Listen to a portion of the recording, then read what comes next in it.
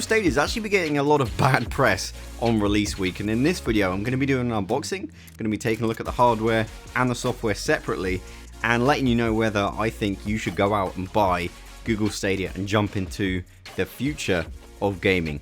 Let's find out. Okay, so right off the bat, I've got to say it's a really nice unboxing experience. You get a really nice white box. It's super clean, looks nice.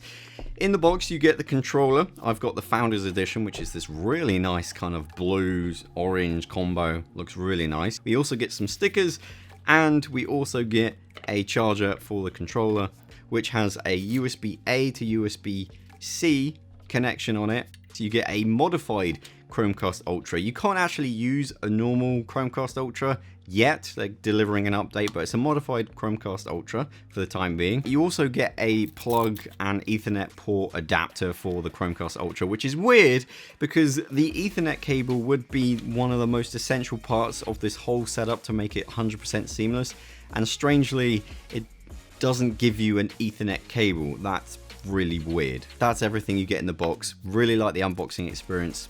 It looks clean. So let's talk about the hardware. So for a first generation product, it's actually really good. I would grade the hardware as a whole as a solid B+. I think this is a really good start. The buttons feel nice. I wouldn't mind using it for a full playthrough of something like Red Dead Redemption 2.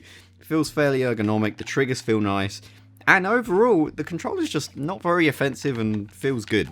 I like it. The Chromecast Ultra is the Chromecast Ultra. It's super portable. You can plug it into any TV as long as you've got power nearby and an Ethernet port. It's super portable. You can have 4K resolution gaming with any device that has the HDMI input, which is solid. Not giving you an Ethernet cable, like the whole premise of Google Stadia working well lives and dies on your connection to your router. So they can give you the best possible latency ever up until your router, but if you're not wired into your router, you're going to be susceptible to electronic interference, just bad Wi-Fi. Wi-Fi is naturally unreliable, especially at 2.4 gigahertz. You definitely need to be on 5, and I think for them not to supply you an Ethernet cable is super weird. Not everybody already has Ethernet cables, at least spare Ethernet cables at home. So remember when I mentioned the controller having a USB-C input and the charger for it being a USB-A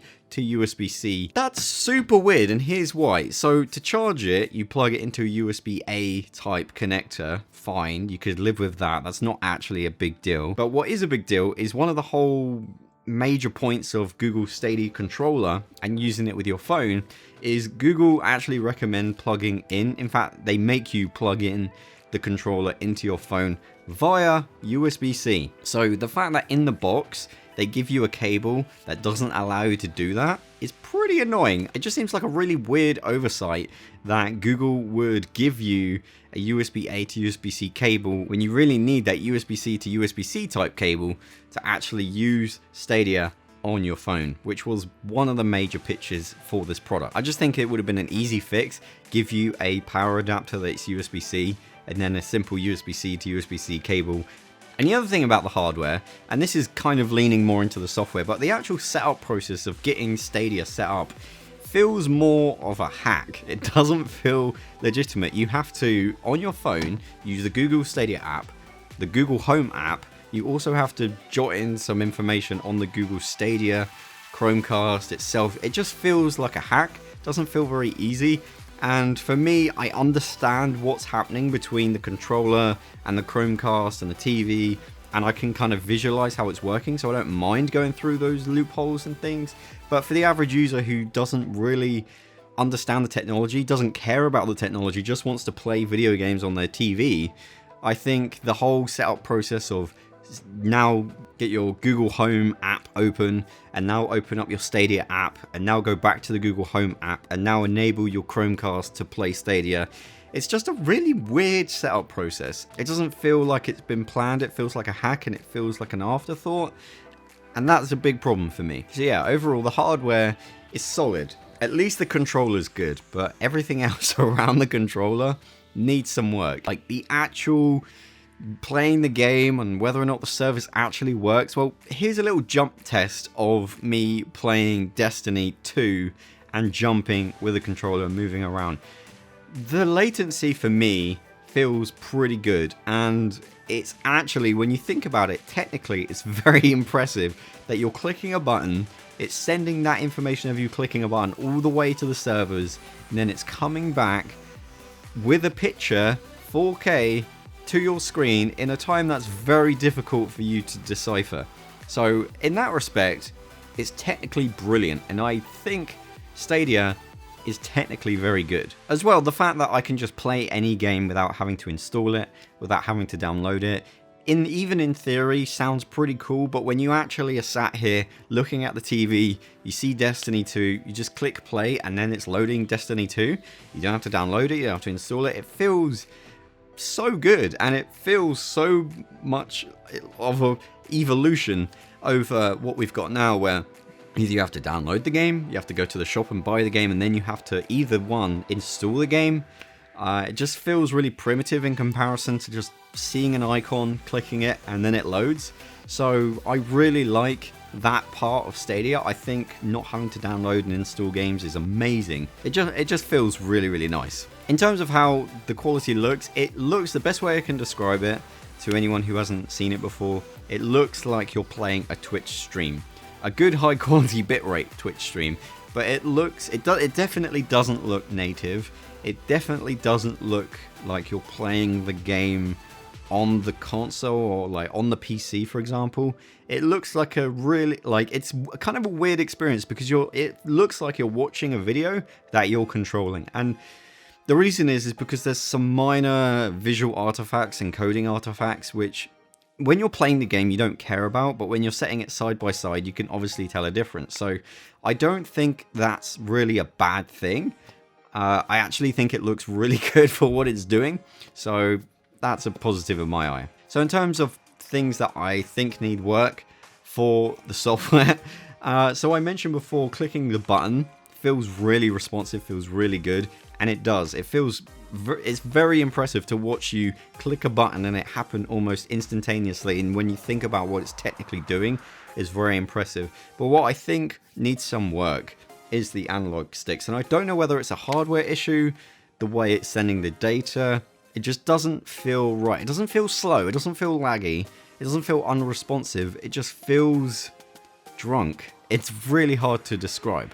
Like, when you think about it, a button press is a very black and white on-off piece of data for you to send to Google Stadia. It's the button is pressed or the button is not pressed.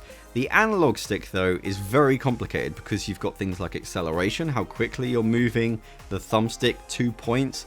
You've got, which direction it's going.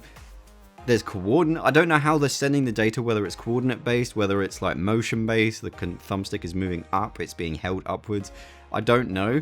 But I think whatever they're doing there doesn't feel very natural just yet. It's definitely usable, and I don't think it's terrible, but it's not the same as a analog controller on a console or on a PC.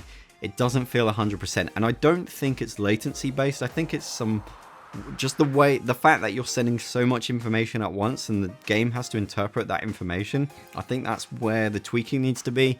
So I could see them actually improving that over time and actually perfecting the technology a little bit more. But at the moment, yeah, it just feels a little bit drunk. Like, sometimes I feel like it's spot on accurate, and other times I feel like it's just kind of overshooting or undershooting, and it kind of throws off your muscle memory. So it's a weird experience. It's not terrible, as I said, but it's definitely not as good as clicking the buttons, which, as I said, makes sense because you're just on and off clicking buttons. In spite of all this, I actually think Google Stadia came out and actually has had a really rough time for how good it is. It's a first iteration product. Do you remember the first iPhone that came out? How limited that was? How bad it actually is compared to today? I think on the original Xbox, for example, like, those consoles were, or those like devices, Gen 1 devices, weren't great. And I think actually, in perspective, Google Stadia is pretty good. Now, how it compares to other platforms, I don't know. I'm going to find out over the next couple of weeks, but like, I think the fact it's Gen 1 and at this point is actually good. So would I recommend you going out and actually buying Google Stadia. I think I can put this whole entire first impression into one sentence, and that is Google Stadia is technically brilliant, but I wouldn't recommend buying it. I think Google's biggest problem, or Google Stadia's problem, is the proposition. So right now you have to pay a subscription, and then you have to pay for the games, and then you have to pay for the controller. I think that's a difficult proposition when most people can save a bit of money doing other things. I definitely think the technology works, but I think as a recommendation for people looking to get into games, I don't think I can recommend it, especially if you've already got a library of games. It's a terrible proposition because you're paying for a subscription for access to maybe 2 or 3 games that you're already paying a fee for. In my opinion, Google Stadia should be a subscription service, maybe more expensive, that gives you just free games. A bit like Apple Arcade, for example. Now, I know that might not be feasible, or even if they gave you a free game code with games in your library, or Steam library, or Xbox library, I don't know how they would go about doing that, but I think the problem is just the proposition of having to pay a subscription to then pay for games, and then you pay for the controller. I think the whole narrative around that is problematic. Hopefully in the future they come up with a better proposition, but technically I think Stadia is actually very impressive. Mileage will vary depending on your connection, how good your internet is, how reliable your router is at delivering that information to you on the screen. I think it's a case-by-case basis, but for me, in what seems to be fairly good conditions, it works pretty well, and I think it's technically brilliant. Bottom line, I just don't think it's ready yet, but I am excited. So anyway, that's all from me. Thanks for watching, and I'll see you in my next video. Bye guys.